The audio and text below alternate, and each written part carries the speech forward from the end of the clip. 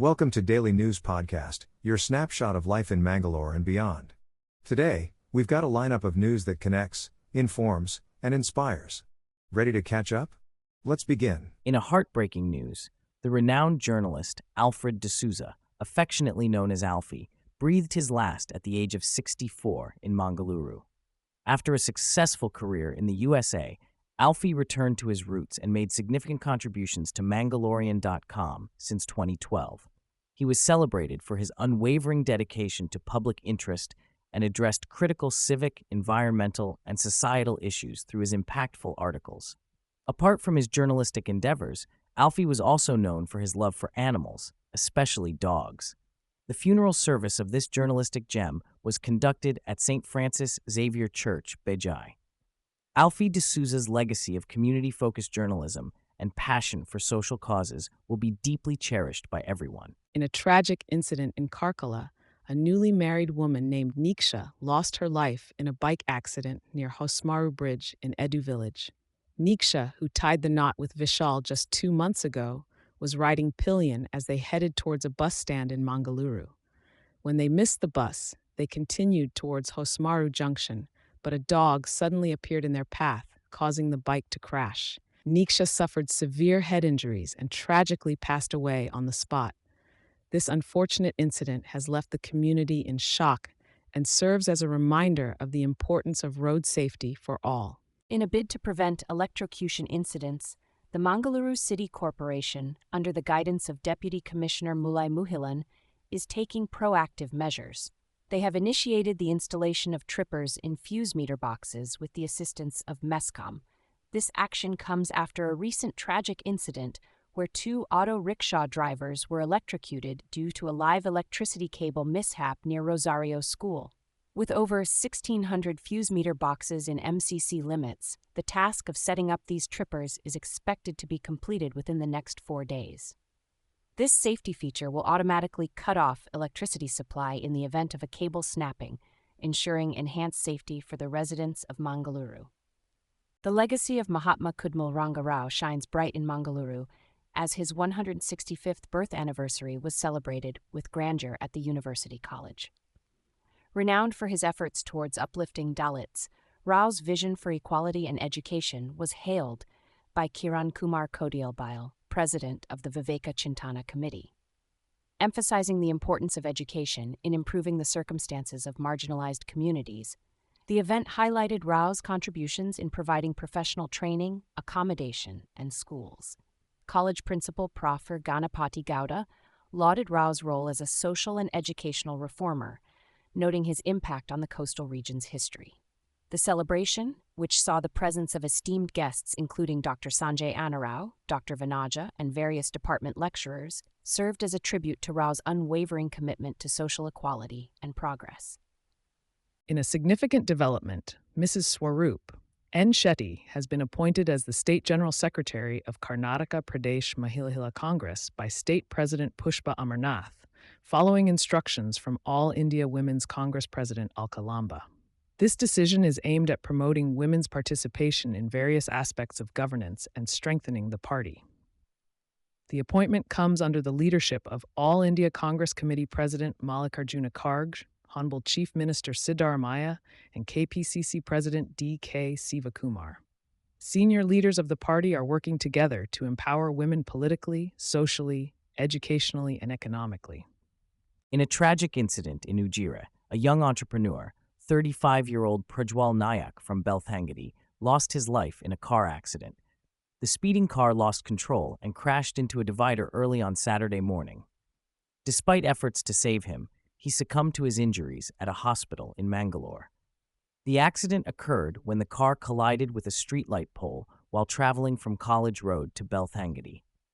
The impact was severe, leading to extensive damage to the car and the uprooting of an electric pole. Prajwal Nayak, son of Pramod R. Nayak and owner of a gaming shop in DM Gowda complex in Ujire, leaves behind a grieving community. May his soul find peace. In Mangalore, a protest organized by the Dakshina Kannada District BJP turned chaotic as activists clashed with police near the Mangalore mini Vidhana Suda in Hampankada. The protest, accusing the state government of corruption, led to a scuffle when protesters tried to block the road, disrupting traffic flow. DCP Siddharth Goyal intervened, warning of a possible lathi charge. Pushing and shoving erupted as BJP workers attempted to lay siege to the district collector's office.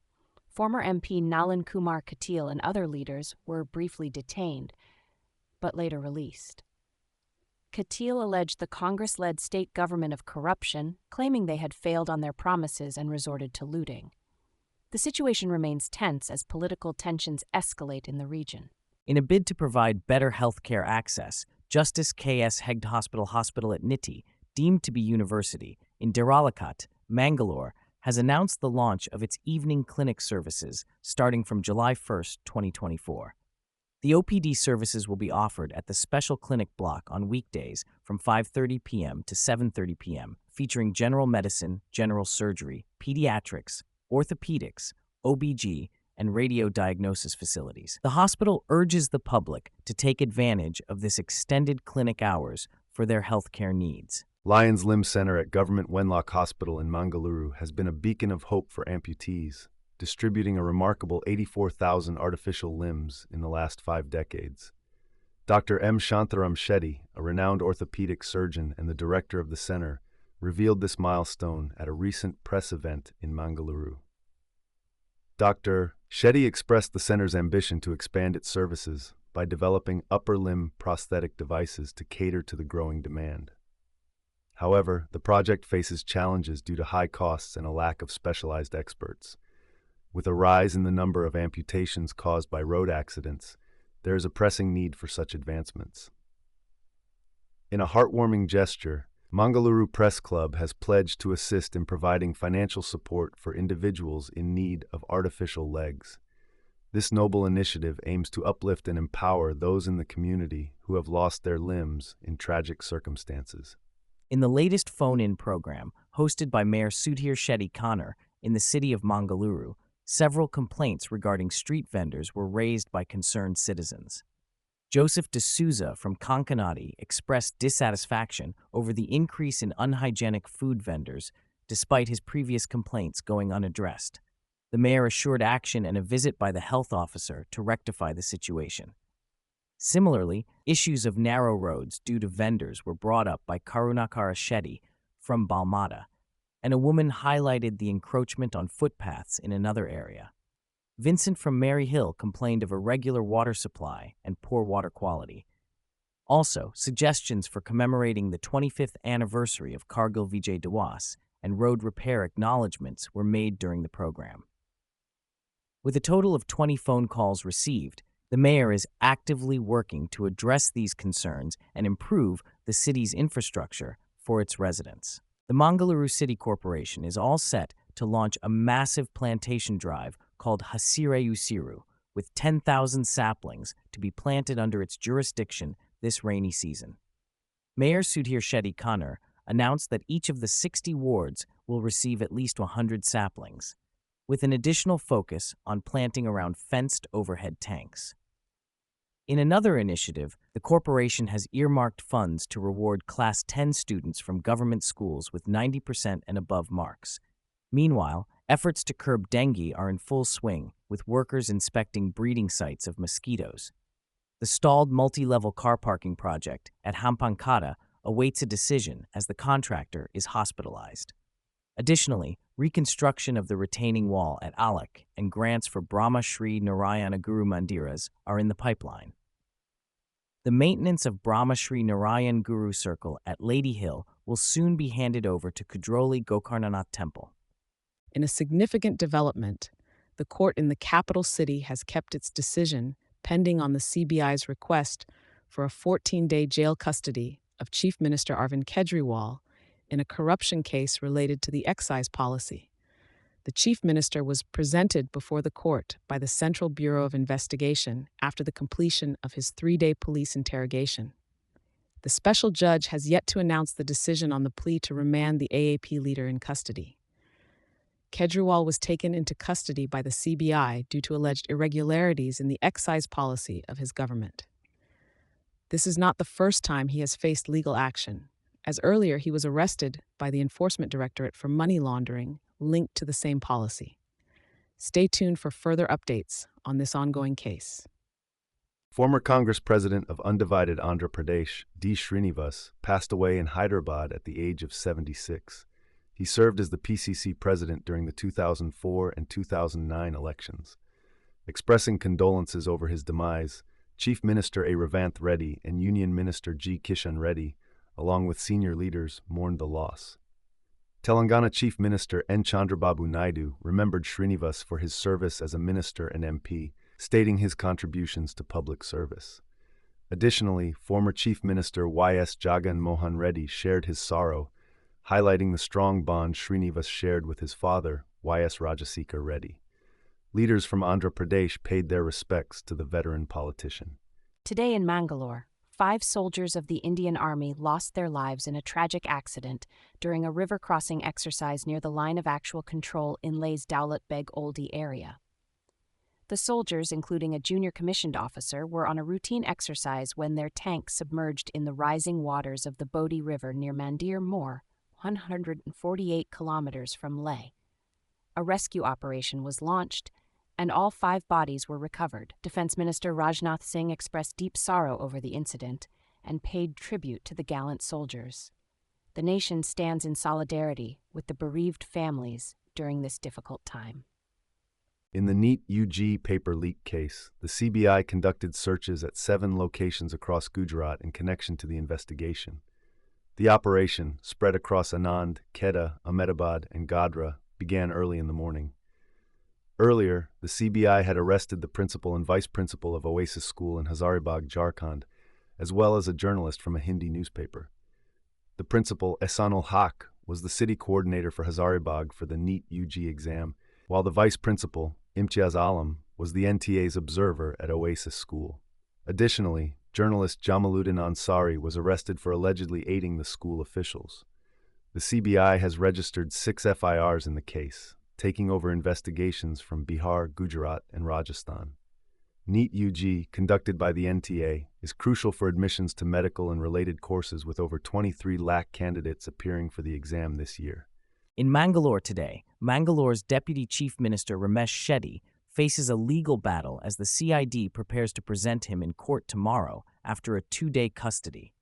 Shetty was apprehended on charges related to a land acquisition case earlier this week and is scheduled to appear before the district court at 10 a.m. The CID had requested for an extension of custody, but was granted only 2 days to interrogate Shetty regarding the case. Allegations suggest that Shetty was involved in irregularities in the land acquisition process and had allegedly favored certain developers in the area.